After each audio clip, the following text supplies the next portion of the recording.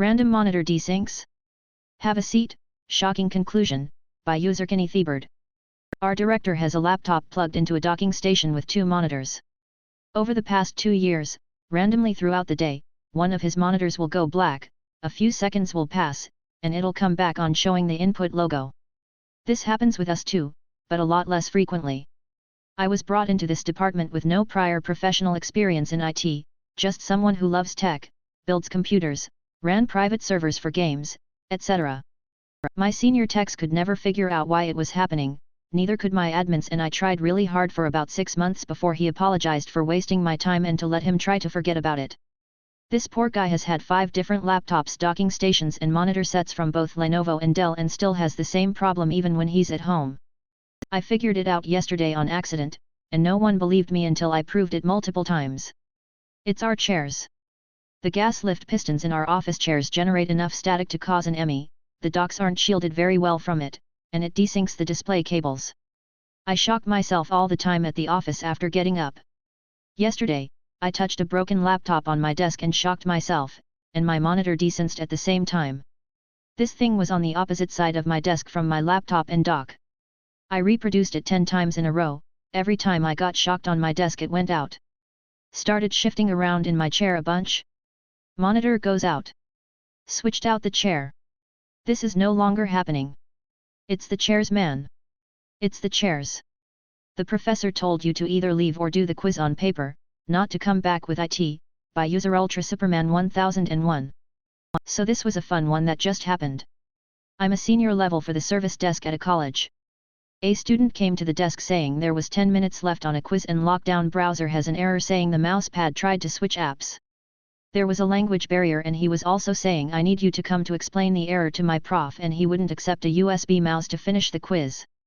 After some back and forth it sounded like the mousepad was dying or giving ghost inputs, and I decided to just head back to the class with him to see what was going on. As we entered the room the professor glared at him, so much so that I thought I was getting detention or something. He sits down and shows me the error and it does say that the mousepad tried to switch apps, 4-finger swipe.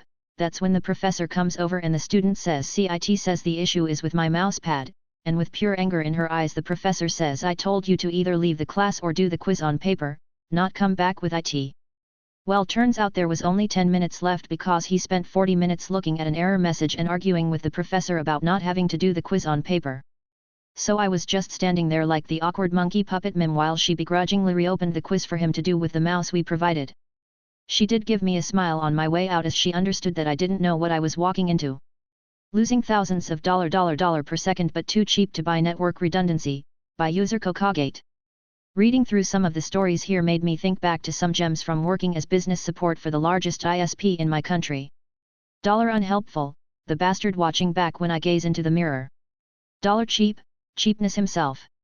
8 a.m. or so on an otherwise bearably busy morning a call enters coming from a private phone number not linked to any company. $cheap, hello, I am a company and I am losing hundreds of thousands of revenue per second, you have to help me. The classic. I'm a business when calling a corporate level service desk, they all knew that line. $unhelpful, good morning sir, could you please be a little more specific regarding your issue and preferably provide a connection ID or phone number for the location. $cheap, I am, common business name, in, capital city, and you need to fix our internet right now. Talking to you while you don't fix IT costs me more money than you earn. 8. 1. $unhelpful, gets some location info and manages to find a company that might be relevant after scouring ServiceNow. I'm running some tests right now, could you please confirm whether it is, company name at listed address, and whether you tried restarting the equipment already? $cheap, I already said that's the business, send a technician ASAP, I already checked the equipment, I want to see someone arrive now. $unhelpful, okay sir, the line is indeed down, I booked you the earliest possible technician, you can expect him in a bit more than an hour, his agenda just opened up. $cheap, impossible, I am losing more than you'll see in your life in that time frame, I want another technician and you better make sure I never have problems again with internet. $unhelpful, sir, if you want another technician I can send you someone else, you can expect him at noon, 3h and wait, and for a starting price of about $20 monthly and data you have 4G backup service. $cheap, cuts call. Customer ended up calling 3 times after that to members of the team to urge escalation until the tech eventually arrived 47 minutes after booking time. Router reboot solved the issue, uptime was 96 weeks. The revenue he was losing? The company was some kind of trading intermediary for gold trading and whatnot, so while the revenue officially is high, I doubt he lost all that much. Still enough to pay for redundancy though. The amount of businesses I've seen to be completely stalled for hours or days due to cut cables because they were too cheap to spend 50-100/MO on basic redundancy through 4G or another operator. If you're putting 100 people to work and your connection drops but backup line takes over, you already earned back all the money you ever spent on backup lines. Another one was a faded local TV celebrity who apparently now runs a hotel call-in around midnight screaming and shouting about how his hotel was down, but after patient checking he was running his hotel on the most basic consumer level network connection, which we didn't support in our team /at night. He tried calling the CEO, yes, at midnight as a consumer paying peanuts, and then sent a mail to said, foreign, CEO with us in CC, in the local language that the CEO doesn't speak. Seriously contemplated temporarily throttling his connection every now and then, but logs exist. The guy ended calling 5 times over 2 hours, out of a total of 5 calls I received in those 2 hours, and I could hear him almost blow his top off after he had me on the phone again for the 5th time and not someone else. Do what I mean, by Userdis Roof Paracoto and 70. Background, I worked in IT support for a major bank somewhere in the UK. This tale is from long before COVID and working from home. We'd always taken disaster recovery seriously, as long as we had a week's notice of the impending disaster, but that's another tragedy. But after 9/11, we started planning for business continuity too, what to do if your workplace is compromised. So we acquired a building on the opposite side of the country, kitted it out and wired it up, and we were all set. The first test was a bit ropey, but we improved with practice and made sure to rotate staff and keep everything written down at the recovery site. Skip forward a couple of years and I got the alert, it's that time and I have to join the other designated survivors across the country. We all make our way to number called, gain entry to the building and find our desks. Power up our desktops, boot up and connect to the, nothing. That's odd, none of us can connect to the network. One of the network guys has a laptop and dials in, checks that all the network switches have switched. Yup, it's all good, we just can't see it. So he starts following the network cable from his desktop PC, along the floor to the 2 feet x 2 feet floor tile where all of the cables are concentrated before going underfloor to the switch, lifts the tile. And on the underside saw about 2 inches of each cable protruding into empty space. It was as if someone had taken a pair of shears and just chopped through the lot of them. Which is what had happened. Some months previously, it had been decreed that that floor tile must be moved, I think it was to allow for more desks or something. The guy moving it saw all the wires when he lifted it and asked what to do about them. Oh, just remove them, said his boss, meaning unplug each cable from its socket on the underside of the tile, so that they can be replaced later. But the workman's psychic interface was on the fritz that day and he only heard the words that actually came out of his boss's mouth. Snip snip. So yeah, we didn't pass the business continuity test that day. Not even Christmas is sacred from on-call duty, by user that train. I used to work at a mid-sized MSP as a network admin and had rotating on-call duty with the other netadmins on our team. We serviced a single large entity as well as several local companies, some of whom were operational 24 hours, so we had employees on our help desk who rotated shifts so someone would be there 24 hours for calls/emergencies. The help desk people were instructed to elevate high priorities and emergencies to whoever was on call if they couldn't handle it, and that included monitoring our internal error emails that would report possibly malicious IPS trying to access our network, though it did so poorly, and inform the network admins if it got serious. To add a little more context to this, we would get multiple one-off error emails a day showing IPS accessing the company site, and if there was only one, we would ignore it. If we started getting blasted with 100 emails, we'd take note and perform a few procedures, including blocking the IP, to get it cleared up.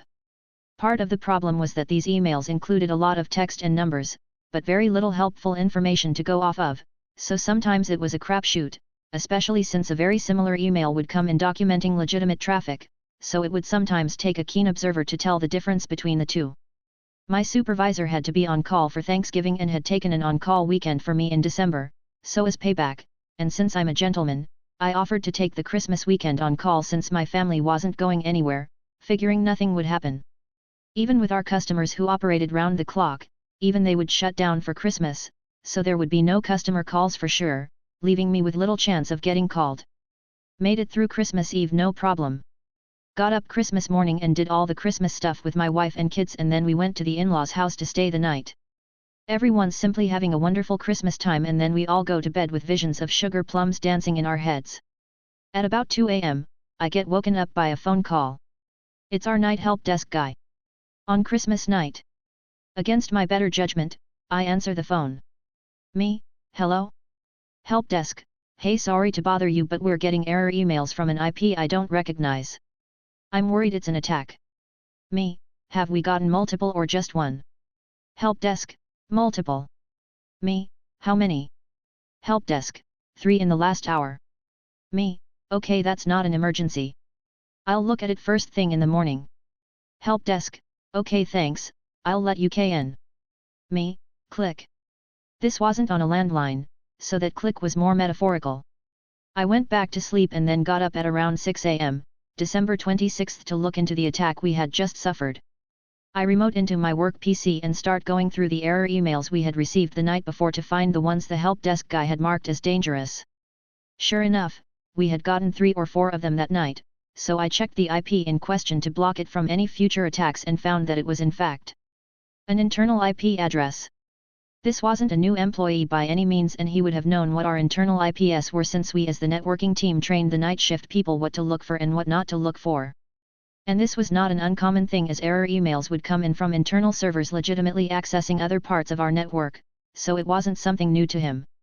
In what I think wasn't too snarky of a tone, I replied back to the emails and pointed out that I would not be blocking our internal IP addresses from future attacks, and then shut my laptop and stared into the abyss for a brief moment. Still coming down from the highs and joys of Christmas that had just taken place the week before but had come to an abrupt halt, not just because it was now the day after Christmas but also because my general merriment had been interrupted by a bunk help desk call that brought me out of Christmas mode and back into work mode, I pondered my life's decisions up to that point. Thankfully, this wasn't an extended stay. Soon, my kids were up, still excited from all the Christmas festivities that still had yet to be ruined by the burdens and realities of adulthood or the concept of the passage of time. I was reminded that this job was just that, a job. It wasn't my life, and it wasn't my dream to work as a network admin for an MSP. I did it because it was a means to an end, and I was compensated fairly enough to be able to provide for my family and do the things I actually enjoyed doing. This didn't mean I didn't enjoy the non-ridiculous aspects of my job, but that all of that needed to be kept in perspective for my life as a whole. Would that I could be reminded of that more often. Merry Christmas!